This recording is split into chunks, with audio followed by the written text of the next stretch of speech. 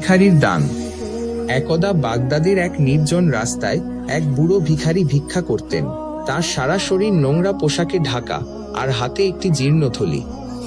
সারাদিন ভিক্ষা করেও তিনি যা পেতেন তা দিয়ে কেবল কোনো মতে 2 মুঠো ভাত জোগাড় হতো। কিন্তু তার অন্তর ছিল আল্লাহর প্রেমে ভরপুর। তিনি বিশ্বাস করতেন আল্লাহ যা দেন তাতেই বরকত। একদিন তার কাছে একজন যুবক এলো। যুবকটি ছিল অত্যন্ত অহংকারী এবং ধনী। সে বুড়োকে দেখে বলল, এই বুড়ো, সারাদিন এখানে বসে কি করো? কোনো কাজ করতে পারো না? তোমার মতো মানুষের জন্য আমাদের সমাজে কোনো স্থান নেই। বুড়ো শান্তভাবে বলল, বাবা, আমি আল্লাহর উপর ভরসা রেখে এই স্থানে বসে আছি। তিনি আমাকে যা দেন তা দিয়েই আমার দিন চলে যায়। যুবকটি ঠাট্টা করে বলল, আল্লাহ কি দেন? এই জীর্ণ থলি আর ছেঁড়া পোশাক? আল্লাহ যদি এতই দয়ালু হন তবে তোমাকে এত দুর্দশা কেন দেন? বুড়ো হাসি মুখে বলল, বাবা, আল্লাহ আমাকে যা দিয়েছেন তা আমি কোনোদিন হিসাব করিনি। তবে আমি জানি তিনি আমাকে সব দিয়েছেন যা আমার প্রয়োজন। এই কথা শুনে যুবকটি খুব রেগে গেল।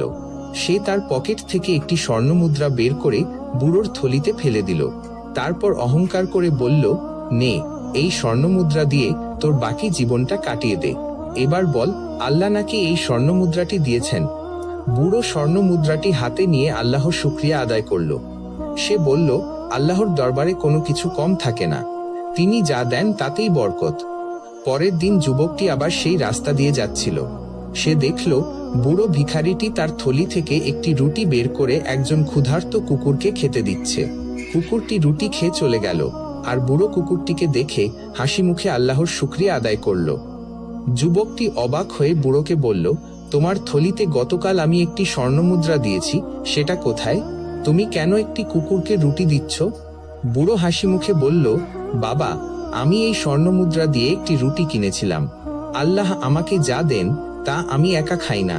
আমি সেই রুটিটি একটি ক্ষুধার্ত কুকুরকে দিয়েছি। আমার মনে হয়েছে তার এই রুটিটির খুব প্রয়োজন। যুবকের চোখে পানি চলে এলো। সে বুঝতে পারল তার অহংকার আর প্রাচুর্য তাকে অন্ধ করে দিয়েছিল।